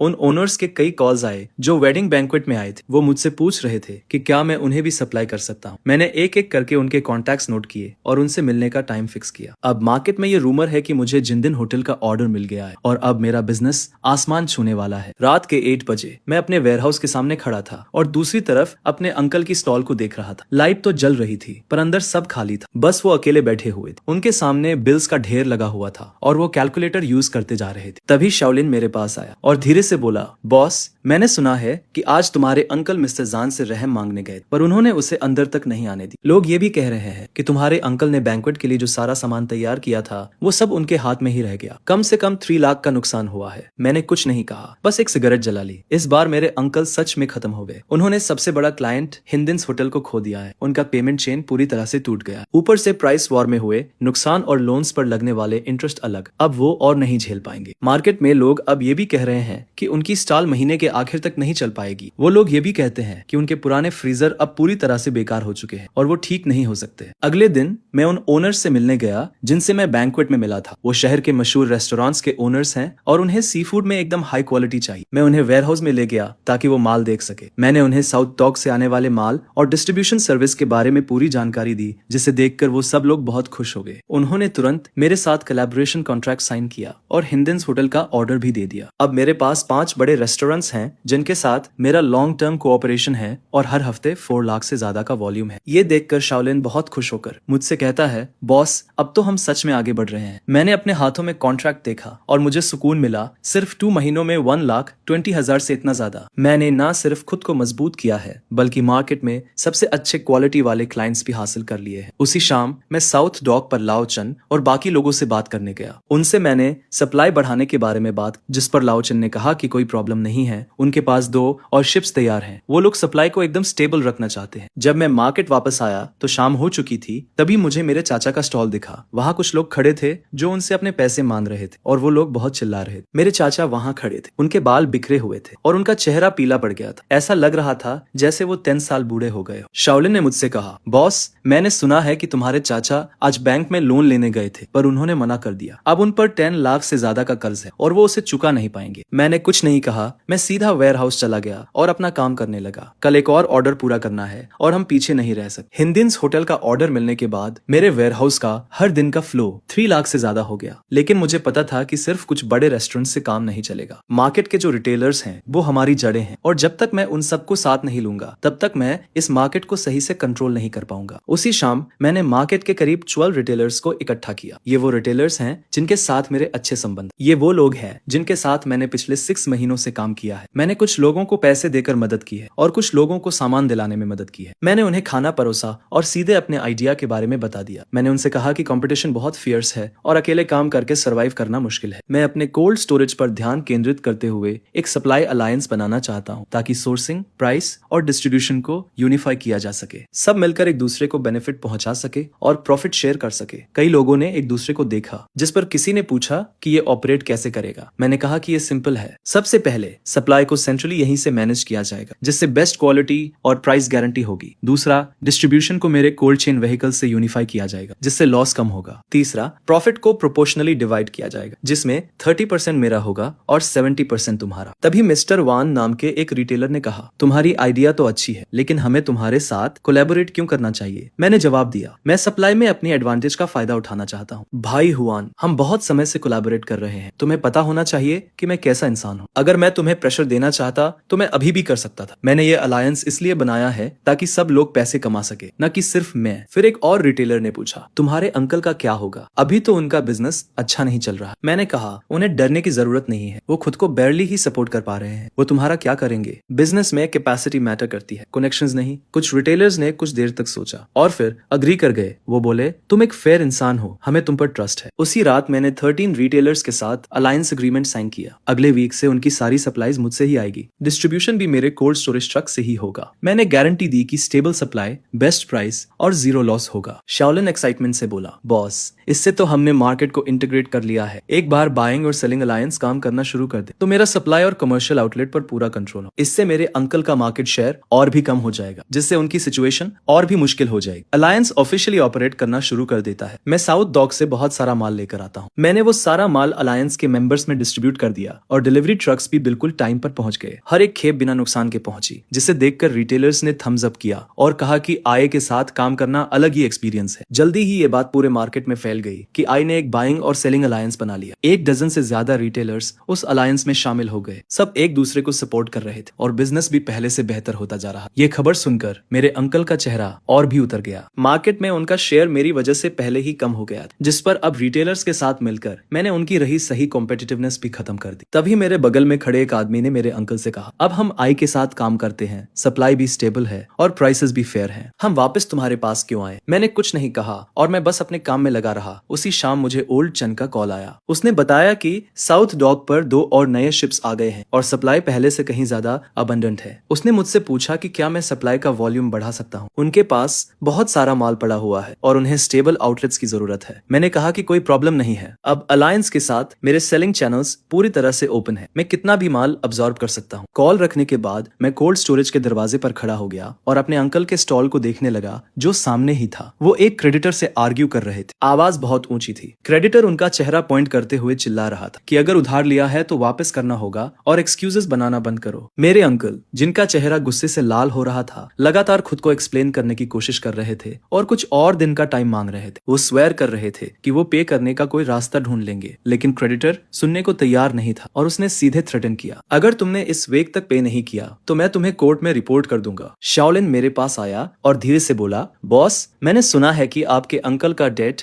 1.5 मिलियन युआन से भी ज्यादा हो गया है। अगर वो अपनी प्रॉपर्टी मॉर्गेज भी कर दे तो भी पे करने के लिए पर्याप्त नहीं हो। वो सच में एक डेड एंड पर है। मैं चेंबर के दरवाजे पर खड़ा होकर पूरे मार्केट को देख रहा था, जो पूरी तरह से जगमगा रहा था। लोग इधर उधर आ जा रहे थे और मंजर काफी बिजी था। वहीं मेरे सामने मेरे अंकल का स्टॉल अजीब तरह से खाली पड़ा था। शाओलिन ने मुझसे कहा, बॉस, अब तो मार्केट में सब यही कह रहे हैं कि आप ही इस जगह के असली बॉस हो। आपके अंकल का दौर अब खत्म हो गया। मैंने कोई जवाब नहीं दिया, बस कोल्ड स्टोरेज का दरवाजा बंद कर दिया। कल एक और खेप किंग क्रैब्स की आ रही है। अलायंस के मेंबर्स ने पहले ही 5 लाख युआन के ऑर्डर्स बुक कर दिए हैं। ये मार्केट अब मेरा है। बाइंग और सेलिंग अलायंस 2 हफ्तों से चल रही थी और सब कुछ स्मूथली चल रहा था। कोल्ड स्टोरेज में मेरा daily cash flow 4 lakh yuan से ऊपर स्टेबल था और मेरा मार्केट शेयर 60% तक पहुंच गया था। उस दोपहर मैं कोल्ड स्टोरेज में इन्वेंटरी कर रहा था। तभी अचानक ओल्ड चेन का फोन आया और उसकी आवाज अर्जेंट लग रही थी। उसने बताया कि मौसम विभाग ने टाइफून का अलर्ट जारी किया है। एक सुपर टाइफून 3 दिनों में जमीन से टकराएगा और समुद्र में मौजूद सभी जहाजों को शेल्टर के लिए पोर्ट पर वापस आना होगा। इसका मतलब था कि कम से कम एक हफ्ते तक मार्केट में ताजी सी फूड की सप्लाई नहीं होगी। ये सुनकर मेरा दिल बैठ गया और मैंने तुरंत पूछा कि क्या वो अभी भी माल अनलोड कर सकते हैं। ओल्ड चेन ने कहा कि आज आखिरी दिन है, कल से सभी जहाजों को पोर्ट पर वापस आना होगा। उसने मुझसे कहा कि उसके पास अभी भी एक खेप बची है और पूछा कि क्या मैं उसे लेना चाहता हूँ। मैंने कहा कि मैं सब कुछ ले लूंगा और तुरंत वहां पहुंच जाऊंगा। फोन रखने के बाद मैंने शाओलिन को कॉल किया और हम सीधे रेफ्रिजरेटेड ट्रक में साउथ पियर की तरफ चल दिए। ड्राइव करते वक्त मैं सोच रहा था कि टाइफून की वजह से मार्केट में सप्लाई रुक जाएगी और सी फूड की कीमतें आसमान छू जाएंगी। अगर मैं पहले से ही काफी माल जमा कर लेता हूँ तो मैं न सिर्फ अलायंस के मेंबर्स के लिए सप्लाई सुनिश्चित कर पाऊंगा बल्कि मार्केट को भी स्थिर रख पाऊंगा। मैं शाम को साउथ पियर पर पहुंचा। ओल्ड चेन और उसकी टीम अर्जेंट तरीके से माल अनलोड कर रहे थे। पियर पर बहुत भीड़ थी। मैंने डिसाइड किया कि मैं सब कुछ मौके पर ही खरीद लूंगा और तुरंत 3 लाख युआन का पेमेंट ट्रांसफर कर दिया। ओल्ड चेन ने कहा, अरे ये टाइफून बहुत स्ट्रॉन्ग है, अच्छे से तैयारी कर लो। मेरा मानना है कि कम से कम एक हफ्ते तक इंटरप्शन रहेगी और मार्केट में स्टॉक खत्म हो जाएगा। मैंने सिर हिलाकर कहा कि सब कुछ कंट्रोल में है, मैं रात में ही सारा माल वापस मार्केट ले जाता हूँ। जब हम सब कुछ खत्म करते हैं तब रात के 11 बज चुके थे। शाओलिन और मैं सॉर्टिंग, पैकिंग और स्टोरेज करने लगते हैं। मैं कोल्ड स्टोरेज के बैकअप जनरेटर को अच्छी तरह से चेक करता हूँ ताकि तूफान के दौरान पावर कट ना हो जाए। अगली सुबह पूरे मार्केट में तूफान की अफवाहें फैलने लगती है। बहुत सारे स्टॉल ओनर्स अर्जेंट स्टॉक जमा करने की कोशिश कर रहे थे, लेकिन ज्यादातर शिप्स पहले ही पोर्ट पर वापस आ चुके थे, जिस वजह से कुछ भी खरीद पाना इम्पॉसिबल था। शाओलिन मुझसे कहता है, बॉस, मार्केट में हर कोई सामान पाने के लिए डेस्परेट है और प्राइसेस पहले ही 30% तक बढ़ चुके हैं। मैं उसे जवाब देता हूँ, चिंता मत करो, पहले अलायंस मेंबर्स के लिए सप्लाई सिक्योर करते हैं और फिर देखते हैं कि सरप्लस का क्या करना है। मैं अलायंस के मेंबर्स को एक मीटिंग के लिए बुलाता हूँ। मैं उनसे कहता हूँ कि तूफान आने वाला है और मार्केट में कम से कम एक हफ्ते तक सप्लाईज खत्म हो जाएंगी, लेकिन मैंने पहले से ही पर्याप्त स्टोरेज कर लिया है जिससे उनकी सप्लाईज अफेक्टेड नहीं होंगी और प्राइसेस भी नहीं बढ़ेंगे। कई छोटे ट्रेडर्स राहत की सांस लेते हैं। वो कहते हैं, वहां तुम्हारी दूरदर्शिता तो कमाल की है, वरना हम सबको तो बंद ही करना पड़ता। मीटिंग के बाद दूसरे स्टॉल ओनर्स भी मुझे ढूंढने लगते हैं और ऊंचे प्राइसेस पर सामान खरीदना चाहते हैं, लेकिन मैं उन सभी को ये कहकर रिजेक्ट कर देता हूँ कि प्रायोरिटी अलायंस मेंबर्स की है। दोपहर में मुझे पता चलता है कि मेरे अंकल भी सामान जमा कर रहे हैं। शाओलिन मुझे बताता है कि मेरे अंकल ने हाई इंटरेस्ट लोन लिया है और छोटे पोर्ट्स पर हाई प्राइसेस पर बड़ी मात्रा में सामान खरीदा है, इस उम्मीद में कि वो तूफान के दौरान एक बड़ी फॉर्च्यून कमाएंगे और रिकवर कर लेंगे। ये सुनकर मेरा दिल डूब जाता है। मेरे अंकल सब कुछ एक ही चाल में दांव पर लगा रहे थे, लेकिन उनकी पुरानी रेफ्रिजरेशन मशीन्स इतनी बड़ी मात्रा में लोड सहन नहीं कर पाएंगी। अगर कुछ गलत हो गया तो लॉसेस बहुत ज्यादा होंगे। शाम को मैं स्पेशली मेरे अंकल के स्टॉल पर जाता हूँ। वो अपने वर्कर्स को सामान कोल्ड स्टोरेज में ले जाने के लिए डायरेक्शन दे रहे थे और उनके चेहरे पर एक अजीब सी स्माइल थी। उनकी रेफ्रिजरेशन मशीन्स पूरी कैपेसिटी से चल रही थी और एक बहरा कर देने वाला शोर निकल रहा था। मैं उन पुरानी मशीनों के सामने खड़ा था, एक अजीब सी आशंका के साथ। तभी शाओलिन मेरे पास आता है और धीरे से कहता है, बॉस, आपके अंकल ने जो माल जमा किया है वो कम से कम 5 लाख का तो होगा ही। क्या आपकी ये पुरानी मशीन्स इसे संभाल पाएंगी? मैं बिना कुछ कहे अपना सिर हिला देता हूँ। उस रात मैं फिर से अपने कोल्ड स्टोरेज के सारे इक्विपमेंट चेक करता हूँ। रेफ्रिजरेटर्स नॉर्मली काम कर रहे थे और टेम्परेचर 5 डिग्री सेल्सियस नीचे स्टेबल था। जनरेटर के सारे टेस्ट भी एक्टिवेट करने के लिए रेडी थे। मैंने कुछ छोटे जनरेटर्स भी तैयार रखे थे। इसके बाद रात के 12 बजे वेयरहाउस के दरवाजे के सामने खड़े होकर मैं आसमान की ओर देखता हूँ। काले बादल इकट्ठा होने लगते हैं और हवा तेज हो जाती है। वेदर फोरकास्ट में बताया गया था कि टाइफून अगले दिन सुबह तक लान से टकराएगा, जिसकी विंड स्पीड 14 ग्रेड तक होगी। मेरे अंकल का स्टॉल मेरे स्टॉल के सामने था, जहाँ अभी भी रोशनी थी। ग्लास से मैं उन्हें अकेला अपने माल के सामने बैठा हुआ देख सकता था। उनके चेहरे पर एक उम्मीद भरी स्माइल थी। उन्हें लग रहा था कि ये टाइफून उनके दोबारा उठने का मौका है, पर उन्हें क्या पता था कि यही उनकी बर्बादी का कारण बन सकता है। अगले दिन टाइफून और करीब आ गया। आसमान एकदम ग्रे था। हवा की स्पीड 8 ग्रेड तक पहुंच चुकी थी और मार्केट के कई स्टॉल्स जल्दी बंद होने लगे थे। तूफान से निपटने की तैयारी करते हुए मैंने शाओलिन को सारे इक्विपमेंट दोबारा चेक करने को कहा ताकि कोई प्रॉब्लम ना हो। अलायंस के मेंबर्स भी टाइफून के बाद काम करने के लिए तैयार थे। फिर शाम को 4 बजे मुझे ओल्ड चेन का फोन आता है। वो कहता है कि टाइफून उम्मीद से ज्यादा स्ट्रॉन्ग है और मुझे बहुत ध्यान रखने की जरूरत है। उनके सारे शिप्स वापस पोर्ट पर आ गए थे और डॉक खाली कर दिया गया था। मैं जवाब देता हूँ, आप चिंता मत करो, मैं पूरी तरह से तैयार हूँ। फोन रखने के बाद मैं कोल्ड स्टोरेज के सामने खड़ा हो जाता हूँ। आसमान को अंधेरा होते हुए देखता हूँ। हवा और तेज हो जाती है और बारिश की कुछ बूंदें गिरने लगती है। मेरे अंकल के स्टॉल में वो अभी भी काम कर रहे थे, लेकिन मैंने देखा कि उनके रेफ्रिजरेटर नंबर 3 की स्क्रीन फ्लिकर कर रही है और टेम्परेचर अनस्टेबल हो रहा है। मुझे एक झटका लगता है। मैं उस मशीन को बहुत अच्छे से जानता था। ये खराब होने का साइन था। टाइफून फाइनली लैंड से टकरा गया और बारिश के साथ तेज हवा शहर में तबाही मचाने लगती है। शहर में लगे सारे एडवर्टाइजिंग पोस्टर्स फट चुके थे, पेड़ बीच से टूट गए थे और मार्केट में अंधेरा छा गया था। सिर्फ कुछ दुकानों की इमरजेंसी लाइट्स ही जल रही थी। हम सब बस इधर उधर देख रहे थे। मैं और शाओलिन कोल्ड स्टोरेज की निगरानी कर रहे थे। हम इक्विपमेंट के फंक्शन पर ध्यान रख रहे थे। सिस्टम नॉर्मल तरीके से काम कर रहा था, टेम्परेचर स्टेबल था और बैकअप पावर सप्लाई भी किसी भी वक्त के लिए तैयार थी। शाओलिन खिड़की के पास खड़ा बाहर देख रहा था। तभी वो अचानक बोला, बॉस, लगता है तुम्हारे अंकल की दुकान पर कुछ हुआ है। मैं भी उसके पास गया और बारिश में देखने लगा। मेरे अंकल की दुकान में अंधेरा था, उनके सारे रेफ्रिजरेटर्स बंद थे और वो टॉर्च की रोशनी में इधर उधर घूम रहे थे। शाओलिन ने कहा, बॉस, उन्होंने बैकअप का कोई इंतजाम नहीं किया था। बॉस, अगर पावर नहीं आई तो उनका सारा सामान खराब हो जाएगा। मैंने कुछ नहीं कहा और अपने इक्विपमेंट की निगरानी करता रहा। तूफान पूरे 6 घंटे चला। फिर धीरे धीरे हवा और बारिश कम होने लगी। आसमान साफ होने लगा और मैं कोल्ड स्टोरेज से बाहर निकला। मार्केट में सब कुछ तहस नहस हो गया था। हर जगह डेड सी फूड फैला हुआ था। दूर से ही सड़ने की बदबू आ रही थी। शाओलिन बोला, बॉस, तुम्हारे अंकल का तो सब खत्म हो गया। 6 घंटे तक लाइट नहीं थी और सारे रेफ्रिजरेशन मशीन्स बंद थे। 5 लाख का माल खराब हो गया। मैं भी जाकर देखने लगा। किंग क्रैब्स, ऑस्ट्रेलियन लॉबस्टर्स और स्टार ग्रुपर सड़े हुए मांस में बदल चुके थे। मेरे अंकल वहीं पर खाली नजरों से बैठे थे, जैसे उनकी आत्मा ही निकाल ली गई। मुझे देखकर उनकी आंखों में कई सारे इमोशंस दिखे, लेकिन आखिर में उन्होंने कुछ नहीं कहा, बस सिर झुका लिया। मैं बिना उन्हें देखे वापस मुड़ गया। कोल्ड स्टोरेज में वापस आकर मैंने इन्वेंटरी चेक करना शुरू किया। तूफान में 0 नुकसान हुआ था। सारा सी फूड जिंदा था। मैंने तुरंत अलायंस के मेंबर्स को इन्फॉर्म किया कि हम नॉर्मल सप्लाई कर सकते हैं। सुबह 10 बजे तक मार्केट फिर से शुरू हो गया, लेकिन ज्यादातर दुकानों को पावर कट की वजह से बहुत नुकसान हुआ था और उनके पास बेचने के लिए कुछ नहीं था। सिर्फ मेरा ही गोदाम ठीक से काम कर रहा था। जल्द ही सिर्फ मेरे पास ही स्टॉक था। बड़े बड़े रेस्टोरेंट्स के बायर्स मुझे कॉल करके पूछने लगे कि क्या मैं उन्हें सप्लाई कर सकता हूँ। मैंने हाँ तो कह दिया, पर मैंने कहा कि प्राइसेस मार्केट के हिसाब से ही चलेंगे। तूफान के बाद सी फूड की कमी हो गई थी। प्राइसेस बढ़ गए थे,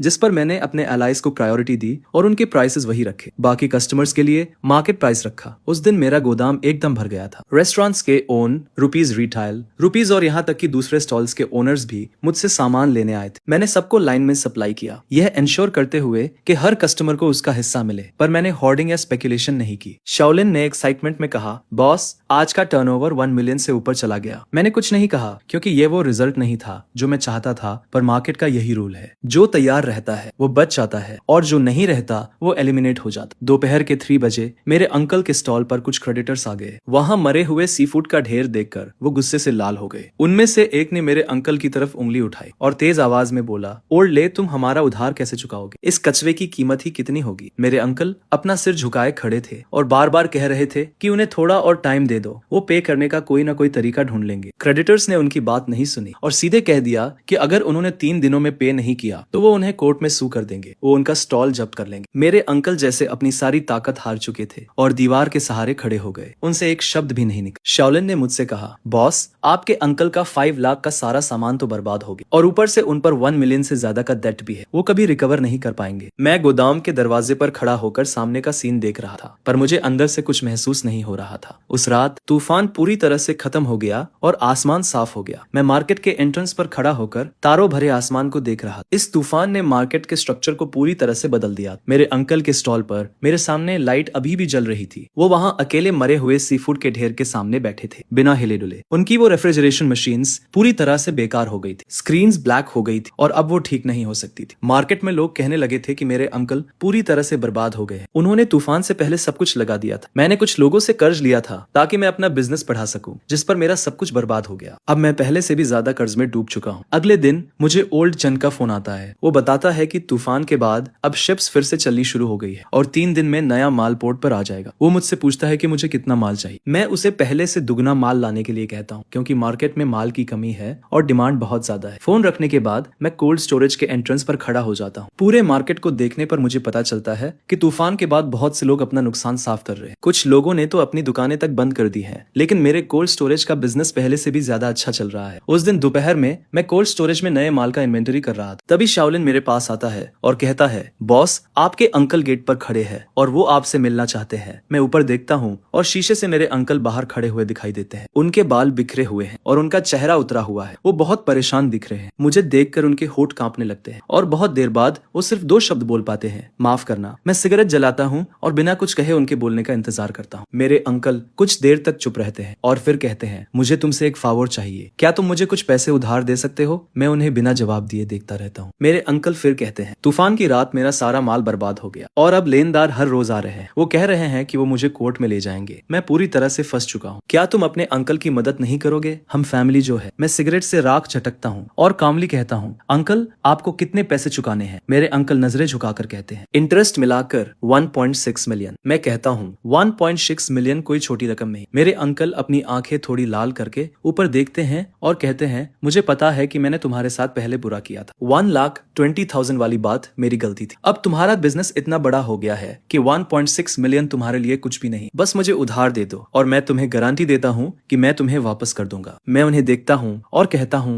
अंकल आप मुझे वापस कैसे करेंगे? मेरे अंकल हैरान होकर जवाब देते हैं, मेरे पास अभी भी वो स्टॉल है, भले ही उसकी कीमत अब ज्यादा ना हो, लेकिन लोकेशन अभी भी अच्छी है। जब मैं ठीक हो जाऊंगा तो तुम्हें ब्याज के साथ पैसे लौटा दूंगा। ये सुनकर मैं हंसता हूँ और कहता हूँ, चाचा क्या सच में आपको लगता है कि आप ठीक हो पाएंगे? मेरी बात सुनकर चाचा एकदम चुप हो जाते हैं। उनका चेहरा शर्म से लाल हो जाता है। मैं आगे कहता हूँ कि तूफान आने से पहले मौसम विभाग ने चेतावनी दी थी कि सबको जनरेटर तैयार रखना चाहिए, लेकिन उन्होंने कुछ नहीं किया और डेस्परेशन में आकर सूदखोरों से कर्ज लेकर सामान भर लिया। ये तो उनकी अपनी गलती थी। अब जब सब कुछ गलत हो गया है तो मुझसे पैसे मांगने आ गए। किस हक से? मेरे चाचा कहते हैं, अरे हम तो परिवार है। मैं जवाब देता हूँ, चाचा जब मुनाफा बांट रहे थे तब तो मुझे परिवार नहीं समझा। 3065 दिन साल भर मैं तुम्हारे लिए काम करता रहा और तुमने मुझे सिर्फ 1,20,000 दिए, ये कहकर कि मैं तो बस सस्ता मजदूर हूँ। अब जब तुम मुश्किल में हो तो तुम्हें याद आ रहा है कि हम परिवार है। मेरे चाचा एकदम चुपचाप खड़े रह जाते हैं, जैसे उनकी सारी ताकत ही चली गई हो। मैं सिगरेट बुझाता हूँ और कहता हूँ, चाचा मैं तुम्हारी मदद कर सकता हूँ, लेकिन पैसे उधार देकर नहीं। ये सुनकर चाचा की आंखें चमक उठती हैं और वो कहते हैं, अरे बताओ, जब तक मैं इस क्राइसिस से उबर जाऊं मैं तुम्हारी हर शर्त मानने को तैयार हूँ। मैं कहता हूँ, तुम अपनी पोजीशन मुझे दे दो और मैं 1.6 मिलियन लगाकर तुम्हारे सारे कर्ज चुकाने में मदद करूंगा। मेरी बात सुनकर चाचा एकदम सन्न रह जाते हैं। बहुत देर तक कुछ नहीं बोलते। मैं उन्हें समझाता हूँ कि अब वो पोजीशन सिर्फ एक खोखला शेल है और सारे कूलिंग सिस्टम बेकार हो चुके हैं, कस्टमर्स भी जा चुके हैं और अगर वो मुझे नहीं देंगे तो लेनदार कोर्ट के जरिए उसे जब्त कर लेंगे। जब्त होने से बेहतर है कि वो मुझे बेच दे। कम से कम इससे उनके सारे कर्ज तो चुकता हो जाएंगे और वो जेल जाने से भी बच जाएंगे। मेरे चाचा का चेहरा पीला पड़ जाता है और होठ कांपते हुए वो कहते हैं, अरे ये पोजीशन तो 10 साल की मेरी मेहनत का फल है। जिस पर मैं कहता हूँ कि मेहनत से कर्ज नहीं चुकाए जाते। अब उनके पास सिर्फ दो ऑप्शन है, या तो वो पोजीशन मुझे दे दें, अपने कर्ज चुकाएं और नई शुरुआत करें, या फिर मुकदमे का इंतजार करें, पोजीशन जब्त हो और जेल भी जाना पड़े। अब वो खुद चुन ले। मेरे चाचा एकदम ठंडे पड़ जाते हैं। वो मुझे गुस्से से देखते हैं। उनके अंदर गुस्सा और निराशा दिखती है, लेकिन आखिर में सब हेल्पलेसनेस में बदल जाता है। फिर वो कहते हैं, अरे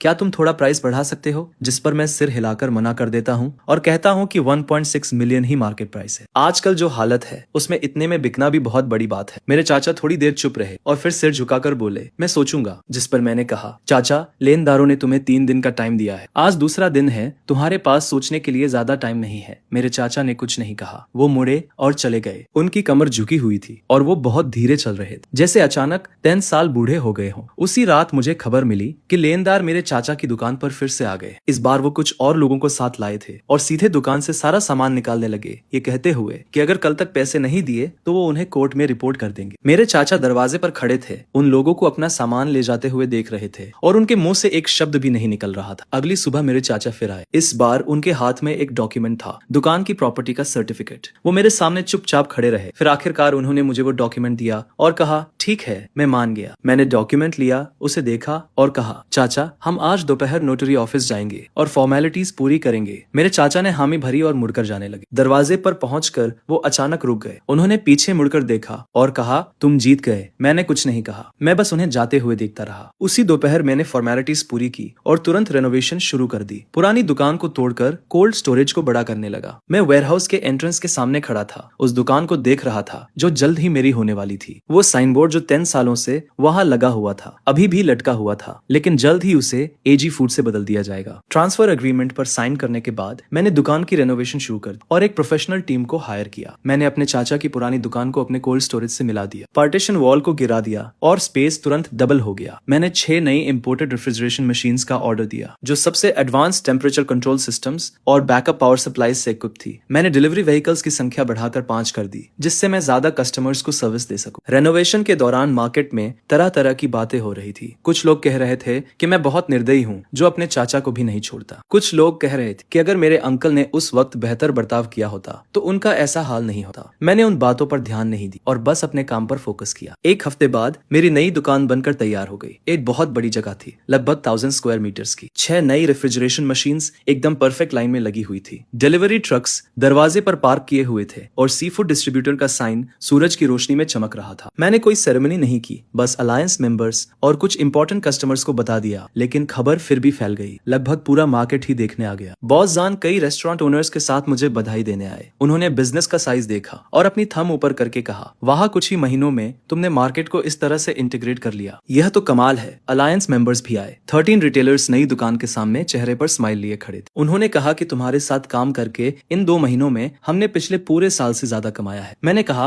अगर हम सब मिलकर मेहनत करेंगे तो फ्यूचर और भी बेहतर होगा। ओपनिंग के दिन डेली कैश फ्लो 1.5 मिलियन को पार कर गया। सुबह से रात तक ऑर्डर्स आ रहे थे। 5 डिलीवरी व्हीकल्स लगातार आ जा रहे थे और सारे कस्टमर्स को टाइम पर सामान मिल रहा था। शाओलिन ने मुझे अकाउंट बुक दिखाई और एक्साइटमेंट से कहा, बॉस, इस पेस से तो इस महीने हम 3 मिलियन का नेट प्रॉफिट पार कर लेंगे। मैंने हामी भरी। 3 मिलियन तो मेरे अंकल और मेरा पूरे साल का नेट प्रॉफिट होता था। अब एक महीने में इतना कमाना एकदम पॉसिबल लग रहा था। मैं दुकान के सामने खड़ा होकर पूरे मार्केट को देख रहा था। वो जगह जहां पहले मेरे अंकल की दुकान थी, अब मेरी थी। उस रात मैंने अलायंस मेंबर्स और की एम्प्लॉइज को मीटिंग के लिए बुलाया। मैंने उनसे कहा, अगले महीने से मैं 20% रखूंगा और आप लोग 80% रखेंगे। रिटेलर्स हैरान रह गए और वान नाम के एक आदमी ने कहा, बॉस, ये कैसे पॉसिबल है? आप सामान और डिस्ट्रीब्यूशन प्रोवाइड करते हैं और रिस्क भी आप लेते हैं। 20% तो बहुत कम है। मैंने जवाब दिया, भाई वान, अब मेरा बिजनेस बढ़ गया है और वॉल्यूम भी बढ़ गया है, तो 20% कम नहीं है। आप लोग ज्यादा कमाएंगे तो आप लोगों को मेरे साथ काम करते रहने की मोटिवेशन भी मिले। कई रिटेलर्स की आंखें नम हो जाती है और वो कहते हैं, तुम्हारे साथ काम करना वर्थ इट है। मीटिंग खत्म होने के बाद मैं उस स्टॉल के सामने खड़ा रहता हूँ जो मार्केट की रोशनी से जगमगा रहा है और लोग इधर उधर आ जा रहे हैं। सब कुछ बहुत बिजी है। शाओलिन मुझे बताती है कि आज अंकल मार्केट आए थे। वो एंट्रेंस पर बहुत देर तक खड़े रहे, हमारे नए स्टॉल को देखते रहे और फिर बिना कुछ कहे चले गए। अंकल वो 1.6 मिलियन लेकर अपनी सारी डेट्स तो चुका देते हैं, लेकिन इस मार्केट में 10 सालों में बनाई उनकी फाउंडेशन पूरी तरह से खत्म हो चुकी। अब वो बस एक कॉमन आदमी है। अब वो पहले जैसे अरोगेंस से भरे स्टॉल ओनर नहीं रहे। देर रात में स्टॉल का डोर बंद कर देता हूँ, आराम करने के लिए रेडी होकर। जब मैं मार्केट के एंट्रेंस से गुजरता हूँ तो मुझे एक फेमिलियर फिगर वहाँ खड़ी दिखती है। वो अंकल थे। वो मार्केट के एंट्रेंस पर खड़े थे, अंदर की ब्राइट लाइट्स को देख रहे थे, साइन बोर्ड को देख रहे थे। वो साइन बोर्ड एक कॉम्प्लेक्स लुक के साथ। मैं उनके पास जाता हूँ। मैं उनके बगल में बिना कुछ कहे खड़ा हो जाता हूँ। काफी साइलेंस के बाद अंकल मेरी तरफ देखते हैं। फाइनली वो कहते हैं, आई, अच्छा काम करो। ये कहकर वो मुड़ जाते हैं और चले जाते हैं। अब उनमें वो पहले वाली स्टॉल ओनर वाली बात नहीं रही। 1,20,000 से अब तक 3 मंथ से भी कम टाइम में मैं टोटल काउंटर अटैक कर देता हूँ। मार्केट का सबसे बड़ा स्टॉल, सप्लाई का सबसे स्टेबल सोर्स, सबसे क्वालिटी वाले कस्टमर्स, सब कुछ मेरे हैंड्स में है। ये मार्केट अब मेरा है। ईयर एंड होने वाला है। ये ईयर जब मैंने ब्रेकअप के बाद 1,20,000 से स्टार्ट किया था, तब से पूरे मार्केट को कंट्रोल करने तक ऐसा लगता है जैसे पूरी लाइफ बीत गई। उस नाइट मैंने सारे एम्प्लॉइज और अलायंस मेंबर्स को इकट्ठा किया और नए स्टॉल पर 10 से ज्यादा टेबल्स लगे। सियोलिन, ओल्ड चेन, ओल्ड हान, ओल्ड जो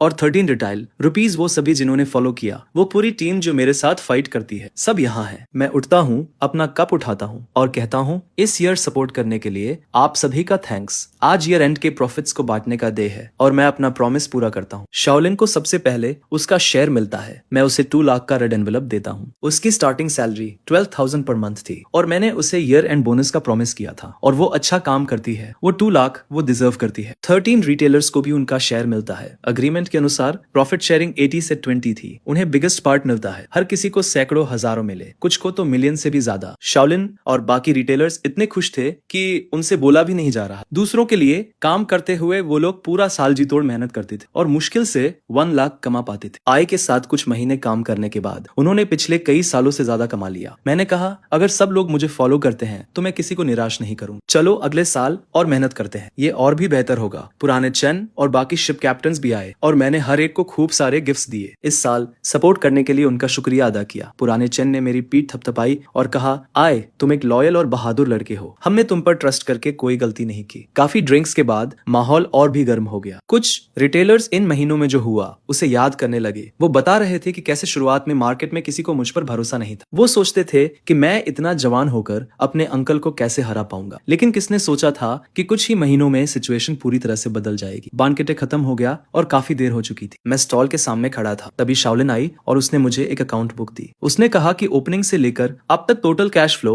23 मिलियन है और नेट प्रॉफिट 8.5 मिलियन है। मैंने बुक ली और नंबर्स देखे। पिछले साल अंकल के साथ पूरा साल काम करके टोटल फ्लो 5 मिलियन से ज्यादा था। नेट प्रॉफिट 2.85 मिलियन था और मुझे सिर्फ 1,20,000 मिले थे। इस साल खुद के लिए 3 महीने से भी कम काम करके नेट प्रॉफिट पिछले साल से 3 गुना ज्यादा था। इस साल मुझे बहुत कुछ समझ आया। रूल्स तभी मायने रखते हैं जब वो तुम्हारे हाथ में हो। कैपिटल उसका था, रिलेशंस उसके थे, इसलिए वो डिसाइड करता था। अब स्टॉल मेरा है, सप्लाई मेरी है, कस्टमर्स मेरे हैं, मैं डिसाइड करता हूँ। लेकिन मैं अपने अंकल की तरह नहीं बनूंगा जो सिर्फ मुझे एक्सप्लॉइट करने की चिंता करते थे। आखिर में वो अकेले रह गए और उन्हें धोखा मिला। मुझे वो करना चाहिए जिससे जो लोग मुझे फॉलो करते हैं वो भी पैसा कमाए। सिर्फ तभी हम और आगे बढ़ पाएंगे। शाओलिन मुझे बताती है कि मेरे अंकल अब एक छोटे से रेस्टोरेंट में किचन में काम करते हैं। स्टॉल का ओनर होने से एक एम्प्लॉय बनने तक ये कॉन्ट्रास्ट ऐसी चीज नहीं है जिसे कोई भी सहन कर सके, लेकिन ये उनकी अपनी पसंद थी जिस तरह से उन्होंने मेरे साथ बिहेव किया था। अब वो वैसा ही रिएक्ट कर रहे हैं। आधी रात को मैं दुकान का दरवाजा बंद करता हूँ। न्यू ईयर की बेल्स बजने वाली है और मार्केट में पटाखे फोड़े जा रहे हैं। मैं सी फूड होलसेलर के साइन के नीचे खड़ा हूँ। अपनी 1000 स्क्वायर मीटर की दुकान को देखता हूँ। उन 6 नई रेफ्रिजरेशन मशीन्स को देखता हूँ। एंट्रेंस पर खड़ी मेरी 5 कोल्ड चेन ट्रक्स को देखता हूँ जिनकी कीमत 1,20,000 से 8.5 मिलियन तक है। एक एक्सप्लॉयटेड एम्प्लॉय से मार्केट का सबसे बड़ा सप्लायर बनने में मुझे 3 महीने से भी कम समय लगा। इस साल मैंने सबसे इंपॉर्टेंट चीज सीखी। रूल्स तुम्हें असली कॉन्फिडेंस तभी देते हैं जब वो तुम्हारे हाथों में हो। तभी शाओलिन मेरे पास आता है और कहता है, बॉस हैप्पी न्यू ईयर। मैं मुस्कुराता हूँ और कहता हूँ हैप्पी न्यू ईयर। दूर आसमान में कलरफुल लाइट्स के साथ फायरवर्क्स खेलने लगते हैं जो पूरे मार्केट को रोशन कर देते हैं। मैं दुकान के डोर पर खड़ा हूँ और यह सब देखकर मेरा दिल शांत हो जाता है। अगले साल मैं और भी ग्रो करना चाहता हूँ। मैं सिर्फ इस मार्केट को कंट्रोल नहीं करना चाहता बल्कि बिजनेस को पास के सिटीज और उससे भी आगे एक्सपांड करना चाहता हूँ। लेकिन अभी मैं सिर्फ घर जाकर अपनी माँ के साथ न्यू ईयर्स ईव डिनर करना चाहता हूँ। मैं अपना फोन निकालता हूँ और उसे मैसेज करता हूँ, माँ मैं कल घर आऊंगा। फोन तुरंत रिप्लाई करता है, ठीक है माँ, तुम्हारा इंतजार कर रही है। मैं फोन रखता हूँ, दुकान का डोर लॉक करता हूँ और ड्राइव करके मार्केट से निकल जाता हूँ। रेयर व्यू मिरर में सी फूड होलसेलर का साइन दिखता है।